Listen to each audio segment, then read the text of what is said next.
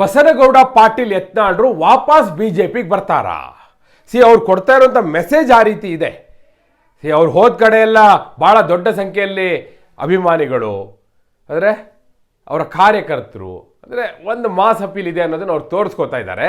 ಅದರ ಜೊತೆಗೆ B J ಪಿಯ ಬಗ್ಗೆ ಒಂದು ಸಾಫ್ಟ್ ಕಾರ್ನರ್, ಹಿಂದೂ ಮತಗಳನ್ನ ಹೊಡಿಲಿಕ್ಕೆ ಬಿಡೋದಿಲ್ಲ ಅನ್ನುವಂಥ ಮೆಸೇಜ್, ಇವೆಲ್ಲ ಇದೆಯಲ್ಲ, ಎಲ್ಲವರು ಬಿ ಜೆ ಪಿ ಕಡೆ ಮುಖ ಮಾಡಿದ್ದಾರೆ ಅನ್ನುವಂಥ ಮೆಸೇಜ್ನ ಕನ್ವೆ ಮಾಡೋ ಹಾಗೆ ಮಾಡ್ತಾ ಇದೆ. ಹಾಗಾದ್ರೆ ಅವ್ರು ಬಿ ಜೆ ಪಿಗೆ ಬರೋಕ್ಕೆ ಸಾಧ್ಯನಾ? ಬರಲಿಕ್ಕೆ ಯಡಿಯೂರಪ್ಪನವ್ರು ಬಿಡ್ತಾರಾ?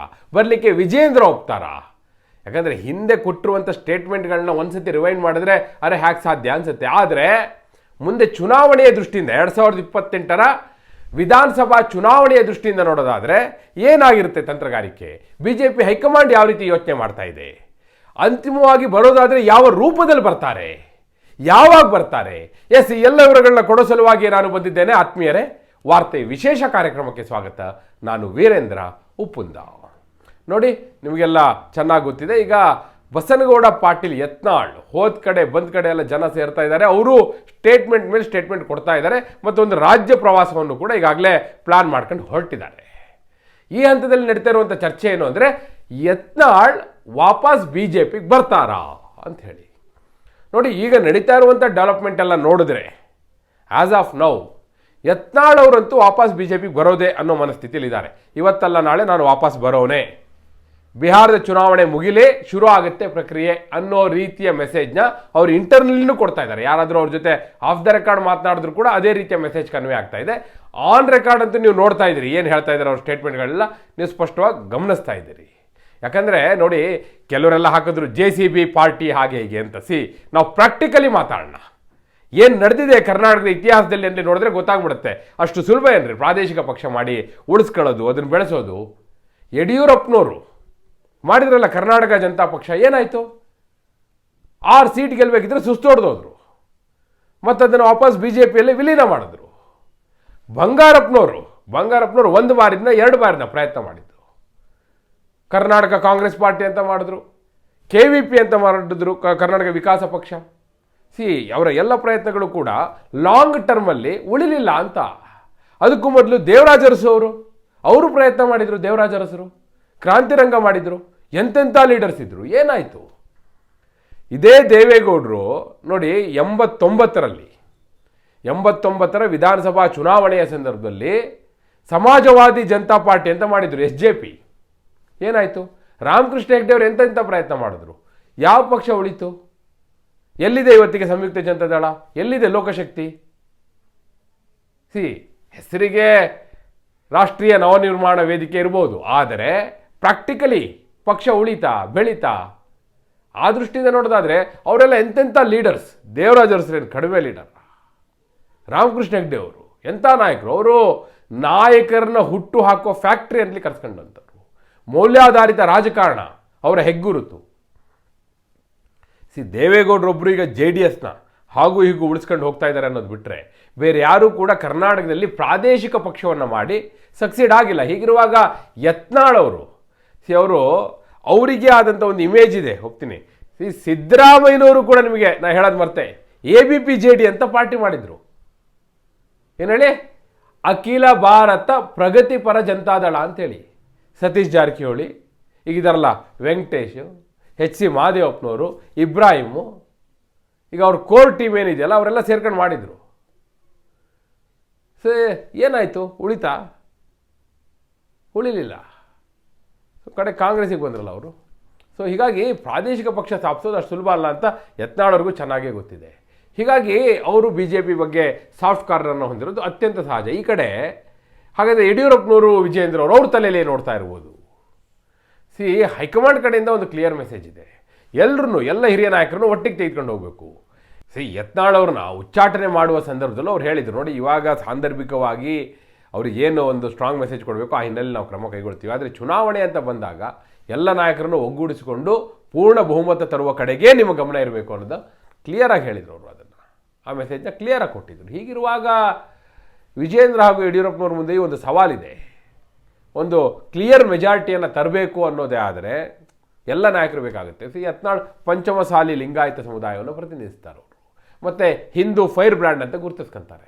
ಹೀಗಿರುವಾಗ ಅವ್ರನ್ನ ಬಿಟ್ಟು ಹೋದರೆ ಅವ್ರ ಪಾರ್ಟಿಲಿ ಇಲ್ಲ ಅಂದರೆ ಒಂದಷ್ಟು ಮೈನಸ್ ಆಗೇ ಆಗುತ್ತೆ, ಅದು ಬೇಕಾಗಿಲ್ಲ. ಆದರೆ ಇವರಾಗಿ ಮುಂದಾಗಿ ಹೋಗ್ತಾರಾ? ಇಲ್ಲ. ಹಾಗಾದರೆ ಹೇಗಾಗುತ್ತೆ ನೋಡಿ, ಹೈಕಮಾಂಡ್ ಮಧ್ಯಪ್ರವೇಶ ಆಗಲೇಬೇಕಾಗುತ್ತೆ. ಇದರಲ್ಲಿ ಹೈಕಮಾಂಡ್ ಒಂದು ಫಾರ್ಮುಲಾನ ರೆಡಿ ಮಾಡುತ್ತೆ. ಆ ಹೈಕಮಾಂಡ್ನ ಫಾರ್ಮುಲಾ ಪ್ರಕಾರ ವಿಜೇಂದ್ರ ಅವರು ಸಾಫ್ಟ್ ಆಗಬೇಕಾಗತ್ತೆ, ಯತ್ನಾಳ್ ಕೂಡ ಸಾಫ್ಟ್ ಆಗಬೇಕಾಗತ್ತೆ, ಯಡಿಯೂರಪ್ಪನವರು ಕೂಡ ತಮ್ಮ ಹಿರಿತನವನ್ನು ಇಲ್ಲಿ ಪ್ರದರ್ಶನ ಮಾಡಬೇಕಾಗುತ್ತೆ. ಅದರ್ವೈಸ್ ಪಾರ್ಟಿ ಡ್ಯಾಮೇಜು ಅನ್ನುವ ಹಿನ್ನೆಲೆಯಲ್ಲಿ ಪಕ್ಷದ ದೃಷ್ಟಿಯಿಂದ ಅಂತೇಳಿ ಹೇಳಿಬಿಟ್ರೆ ಹೈಕಮಾಂಡ್ ಮುಗೀತಲ್ಲಿಗೆ. ಎಲ್ಲರೂ ಒಪ್ಪಲೇಬೇಕಾಗುತ್ತೆ, ಯಾರು ಯಾವುದೇ ಕಂಡೀಷನ್ ಹಾಕೊಂಡು ಕೂರ್ಲಿಕ್ಕೆ ಆಗೋದಿಲ್ಲ. ಆದರೆ ಯತ್ನಾಳ್ ನೋಡಿ ಮಾತನಾಡಿದ್ದಾರೆ, ನಾನು ನಿಮಗೆ ಬೈಟ್ ಪ್ಲೇ ಮಾಡಿ ತೋರಿಸ್ತೀನಿ. ಅವ್ರು ಹೇಳ್ತಾರೆ, ಯಾವುದೇ ಕಾರಣಕ್ಕೂ ಎಂತಹ ಸಂದರ್ಭ ಬಂದರೂ ಯಡಿಯೂರಪ್ಪನವರು ಹಾಗೂ ಅವರ ಮಗ ಅವ್ರ ಜೊತೆ ರಾಜಿ ಇಲ್ಲ, ಅವ್ರ ಜೊತೆ ನಾನು ಹೋಗಿ ಕ್ಷಮೆ ಕೇಳಲ್ಲ ಅಂತ. ಬಿ ಜೆ ಪಿಗೆ ಬರ್ಬೋದು, ಬಿ ಜೆ ಪಿಯ ಯಾವುದೇ ಹಿರಿಯ ನಾಯಕರನ್ನ ಬೇಕಾದರೂ ನಾನು ಕ್ಷಮೆ ಕೇಳ್ತೀನಿ, ಅವ್ರ ಜೊತೆ ಯಾವ ಮಾತುಕತೆ ಬೇಕಾದರೂ ಆಡ್ತೀನಿ, ಆದರೆ ಯಡಿಯೂರಪ್ಪ ಹಾಗೂ ವಿಜಯೇಂದ್ರ ಜೊತೆ ನಾನು ಕ್ಷಮೆ ಕೇಳುವ ಪ್ರಶ್ನೆ ಇಲ್ಲ ಅಂತ ಹೇಳ್ತಾರೆ ಅವರು. ವೀರ್ ಸಾವರ್ಕರ್ ಸರ್ಕಲ್ ತುಂಬ ಔರಂಗಜೇಬ್ ಟಿಪ್ಪು ಸುಲ್ತಾನ್ ಫೋಟೋ ಹಾಕಿದ್ರು, ಇವರೇನೂ ಮಾಡಲಿಲ್ಲ. ಅದಕ್ಕೇ ಬಿ ಜೆ ಪಿ ಇವತ್ತು ಸೋತಿದ್ದು. ಅದಕ್ಕೆ ಆ ಕುಟುಂಬದಿಂದ ಬಿ ಜೆ ಪಿ ಮುಕ್ತ ಮಾಡಬೇಕಂತ ಹೇಳಿ ನಾನು ಹೋರಾಟ ಅಚಲ, ನಿಶ್ಚಿತ, ಖಚಿತ. ನಾ ಕುಟುಂಬ ಜೋಡೆ ಎಂದೂ ರಾತ್ರಿ ಹೋಗಿ ಕಾಂಪ್ರಮೈಸ್ ಆಗೋದು, ಏನಾದರೂ ನಾಳೆ ಹೈಕಮಾಂಡ್ ನನ್ನ ಕಂಡೀಷನ್ ಹಾಕಿದ್ರೆ ತಿಳ್ಕೊರಿ, ಯಡಿಯೂರಪ್ಪಗೆ ಕ್ಷಮೆ ಬೇಡಬೇಕಂತ ನಾ ಬಿಡುವುದಿಲ್ಲ. ನಾ ಕ್ಷಮೆ ಬೇಡ್ತಿದ್ರೆ ಬಿ ಜೆ ಪಿ ಹಿರಿಯ ನಾಯಕರಿಗೆ ಬಿಡ್ತೀನಿ ಹೊರತು ಈ ರಾಜ್ಯದಲ್ಲಿರುವಂಥ ಈ ಕುಟುಂಬಕ್ಕೆ ಬಿಡುವುದಿಲ್ಲ. ಯಾರೂ ಮಾತಾಡಿಲ್ಲ. ನಿಮ್ಗೆ ಇಷ್ಟು ಗೊತ್ತಿರಲಿ, ಬಿ ಜೆ ಪಿ ಎಂ ಪಿಗಳೇನದಾರ ಲೋಕಸಭೆಯಲ್ಲಿ ಒಂದು ಇಬ್ಬರು ಎಂ ಪಿ ಬಿಟ್ಟರೆ ಎಲ್ಲರೂ ಯತ್ನಾಳ್ ಉಚ್ಚಾಟನೆ ಮಾಡಿದ ತಪ್ಪತ್ತೆ ಹೇಳ್ತಾರೆ, ಯಾರೂ ಸಮರ್ಥನೆ ಮಾಡ್ಕೋದಿಲ್ಲ. ಮತ್ತು ಬಹುತೇಕ ಶಾಸಕರು ಯತ್ನಾಳನ್ನು ಬಿ ಜೆ ಪಿಗೆ ವಾಪಸ್ ಬರಬೇಕು ಅನ್ನೋಂಥದ್ದೇ ಇದೆ. ಆದರೆ ಹೈಕಮಾಂಡು ಸ್ವಲ್ಪ ಈ ಬಿಹಾರ್ ಚುನಾವಣೆ ಗೊಂದಲದಲ್ಲಿ ಅಂತ ನನ್ನ ಜೊತೆ ಯಾರೂ ಮಾತಾಡಿಲ್ಲ ಮತ್ತು ನಾನಾಗಿ ಯಾರಿಗೂ ಹೋಗಿ ಸರೆಂಡರ್ ಆಗೋದಿಲ್ಲ. ಹಿಂದೂ ಸಂಘಟನೆ ಮಾಡಿದ್ರಿ, ಹಿಂದೂಗಳನ್ನು ಒಂದು ಮಾಡುವಂಥದ್ದು ಜಾಗೃತಿಯನ್ನು ಮಾಡಬೇಕಲ್ಲ. ಹಿಂದೂಗಳಲ್ಲಿ ಒಂದು ರೀತಿ ಯಾರೂ ಲೀಡರ್ ಇಲ್ಲ ನಮಗೆ. ಗಟ್ಟಿಯಾಗಿ ಯಾರು ವಿಧಾನಸಭೆಯಲ್ಲಿ ಮಾತಾಡ್ತಾರೆ ಹೇಳ್ರಿ? ಇವತ್ತು ವಿಧಾನಸಭೆಯಲ್ಲಿ ಹಿಂದೂಗಳ ಬಗ್ಗೆ ಮಾತಾಡೋರಿಲ್ಲ. ಹಿಂದೂ ಶಬ್ದ ಬಾಯಿಗೆ ಬರಲಿಕ್ಕೆ ಸಾಧ್ಯ ಇಲ್ಲ ನಮ್ಮ ನಾಯಕರುಗಳೇ ಬಿ ಜೆ ಪಿ. ಯಾಕಂದ್ರೆ ಅವ್ರಿಗೊಂದು ಭಯ ಕಾಡ್ತದೆ.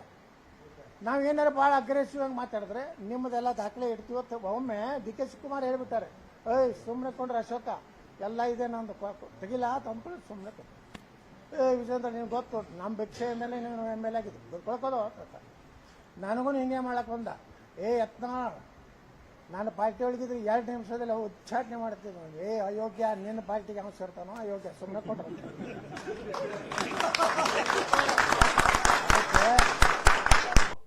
ಸೊ ಅಂದರೆ ಎಲ್ಲೋ ಒಂದು ಕಡೆ ಅವ್ರಿಗೆ ಆ ರೀತಿಯ ಮೆಸೇಜ್ ಬಂದಿದೆ, ಅದಕ್ಕೋಸ್ಕರನೇ ಅವ್ರಿಗೆ ಈ ಮೆಸೇಜ್ನ ಕೊಟ್ಟಿರೋದು. ನೋಡಿ ಆಯಿತು, ನೀವು ಬಿ ಜೆ ಪಿ ಬರಲಿಕ್ಕೆ ಅಂತಂದರೆ ಇಲ್ಲ, ಆದರೆ ಯಡಿಯೂರಪ್ಪನವ್ರ ಬಗ್ಗೆ ವಿಜೇಂದ್ರ ಬಗ್ಗೆ ಅವ್ರು ಭ್ರಷ್ಟ ಇಷ್ಟ ಅಂತೆಲ್ಲ ಮಾತಾಡಿದ್ರಲ್ಲ, ಅದ್ರ ಬಗ್ಗೆ ಒಂದು ಕ್ಷಮೆ ಕೇಳಿಬಿಟ್ರೆ ಎಲ್ಲ ಸಲೀಸಾಗುತ್ತೆ, ಸರಾಗವಾಗುತ್ತೆ ಅನ್ನೋ ಮೆಸೇಜ್ ಕೊಟ್ಟಿರ್ತಾರೆ. ಅದಕ್ಕೆ ಅವ್ರು ಕ್ಲಿಯರ್ ಆಗಿ ಪ್ರೆಸ್ ಮೀಟಲ್ಲಿ ಹೇಳಿರೋದು, ಯಾವುದೇ ಕಾರಣಕ್ಕೂ ಕ್ಷಮೆ ಕೇಳಲ್ಲ ಅಂಥೇಳಿ. ಅಂದರೆ ಈಗ ಆರಂಭಿಕ ಹಂತ ಇದಿನ್ನು, ಹೈಕಮಾಂಡ್ ಎಂಟ್ರಿ ಆದಮೇಲೆ ಬೇರೆ ಬೇರೆ ರೂಪ ಪಡೆಯುತ್ತೆ. ಅವರು ಮೆತ್ತಗಾಗಬೇಕಾಗುತ್ತೆ, ಇವರು ಮೆತ್ತಗಾಗಬೇಕಾಗುತ್ತೆ, ಕಡೆಗೆ ಯಾವುದೋ ಒಂದು ಪಾಯಿಂಟಲ್ಲಿ ಒಂದಾಗಿ ಹೋಗಬೇಕಾಗುತ್ತೆ, ಆ ಒಂದು ಹಂತಕ್ಕೆ ಬರುತ್ತೆ. ಆದರೆ ಅಲ್ಲಿಯವರೆಗೂ ಈ ಹಗ್ಗ ಜಗ್ಗಾಟ ನಡೆದೇ ಇರುತ್ತೆ. ಅಲ್ಲಿಗೆ ಒಂದು ಒಂದು ಒಂದು ಕ್ಲಾರಿಟಿ ಏನಂದರೆ, ಇವತ್ತಲ್ಲ ನಾಳೆ ಅದು ಯತ್ನಾಳ್ ಇರ್ಬೋದು, ಈಶ್ವರಪ್ಪ ಇರ್ಬೋದು, ಎಲ್ಲ ವಾಪಸ್ ಬರೋರೆ ಪಾರ್ಟಿಗೆ.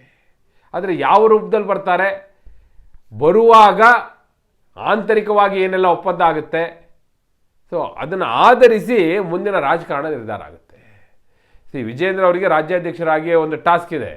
ಅವ್ರು ರಾಜ್ಯಾಧ್ಯಕ್ಷರಾಗಿ ಮುಂದುವರಿಬೇಕಂದ್ರೆ ಆಗ ಇವೆಲ್ಲವೂ ಬರುತ್ತೆ, ಇವ್ರನ್ನೆಲ್ಲರೂ ಒಪ್ಕೋಬೇಕಾಗುತ್ತೆ. ಮತ್ತು ಇನ್ನೊಂದು ಟೀಮಲ್ಲಿ ಕೂತ್ಕೊಂಡಿದ್ದಿಲ್ಲ, ಯತ್ನಾಳ್ ಅವ್ರು ಹೊರಗೆ ಬಂದಿರ್ಬೋದು, ಅರವಿಂದ ಲಿಂಬಾವಳಿ, ಕುಮಾರ್ ಬಂಗಾರಪ್ಪ, ರಮೇಶ್ ಜಾರಕಿಹೊಳಿ, ಹರೀಶ್, ಇನ್ನೂ ಭಾಳ ಜನ ಇದ್ದಾರೆ ಬಿಡಿ. ಈಗ ಜೊಲ್ಲೆ, ಸಿದ್ದೇಶ್ವರ್, ಇವರೆಲ್ಲರ ಟೀಮ್ ಇದೆಯಲ್ಲ, ಅವರು ಒಂದಷ್ಟು ಕಂಡೀಷನ್ಗಳನ್ನ ಹಾಕ್ತಾರೆ, ವಿಜೇಂದ್ರ ಅವ್ರನ್ನೇ ಮುಂದುವರ್ಸೋದಾದರೆ ಹೀಗೆ ಆಗಬೇಕು ಅಂತೇಳಿ. ಆ ಎಲ್ಲ ಕಂಡೀಷನ್ಗಳನ್ನ ಒಪ್ಕೊಂಡು ಮುಂದುವರಿಬೇಕಾಗುತ್ತೆ. ಆ ಕಂಡೀಷನ್ಗಳ ಪೈಕಿ ಯತ್ನಾಳ್ ಗರ್ವಾಪ್ಸಿ ಕೂಡ ಒಂದಾಗಿರುತ್ತೆ. ಆದರೆ ಯತ್ನಾಳ್ ವಾಪಸ್ ಆಗುವ ಬಗ್ಗೆ ಈ ಎಲ್ಲವೂ ಕೂಡ ನೋಡಿ, ಮೊದಲು ಬಿಹಾರದ ಎಲೆಕ್ಷನ್ ಆಗಬೇಕು. ಬಿಹಾರದ ಎಲೆಕ್ಷನ್ ಆಗ್ತಿದ್ದ ಹಾಗೆ ರಾಷ್ಟ್ರೀಯ BJP ಅಧ್ಯಕ್ಷರ ನೇಮಕ ಆಗಬೇಕಾಗುತ್ತೆ. ಅದಾದ ನಂತರ ಕರ್ನಾಟಕ ಸೇರಿದಂತೆ 3-4 ರಾಜ್ಯಗಳದ್ದೆಲ್ಲ ರಾಜ್ಯಾಧ್ಯಕ್ಷರದ್ದು ಅಂತಿಮ ಮಾಡ್ತಾರೆ. ಆಗ ವಿಜೇಂದ್ರ ಅವರ ಭವಿಷ್ಯ ನಿರ್ಧಾರ ಆಗುತ್ತೆ. ಅದನ್ನು ಆಧರಿಸಿ ಯತ್ನಾಳ್ ಹಾಗೂ ಈ ಕಡೆ ಉಳಿದ ಟೀಮ್ ಏನಿದೆ ಅವರೆಲ್ಲರ ಭವಿಷ್ಯವು ಕೂಡ ಅಂತಿಮಗೊಳ್ಳುತ್ತೆ. ಸೊ ಆ ದೃಷ್ಟಿಯಿಂದ ನೋಡೋದಾದರೆ B J P as a party politically advantage ತಗೋಬೇಕಂದ್ರೆ ಎಲ್ಲರೂ ಒಟ್ಟಿಗೆ ತೆಗೆದುಕೊಂಡು ಹೋಗಬೇಕು. It's crystal clear. ಆದರೆ ಹಾಗಾಗಬಹುದಾ? ಯಡಿಯೂರಪ್ಪನವರು ಹಾಗೂ ವಿಜೇಂದ್ರ ಯತ್ನಾಳ್ ಅವ್ರನ್ನ ಒಪ್ಕೊಳ್ಬಹುದಾ? ಯತ್ನಾಳ್ ಬಿ ಜೆ ಪಿಗೆ ವಾಪಸ್ ಬರಬಹುದಾ? ಅಥವಾ ಕೇವಲ ಇದು ಹೀಗೆ ಚರ್ಚೆ ನಡೀತಾ ಇರುತ್ತೆ, ಅವ್ರನ್ನ ಇವ್ರೊಪ್ಪಲ್ಲ, ಇವ್ರನ್ನ ಅವರೊಪ್ಪಲ್ಲ, ಈಗಾಗಲೇ ಅವ್ರು ಕ್ಷಮೆ ಕೇಳಲ್ಲ ಅಂತ ಹೇಳ್ಬಿಟ್ಟಿದ್ದಾರೆ.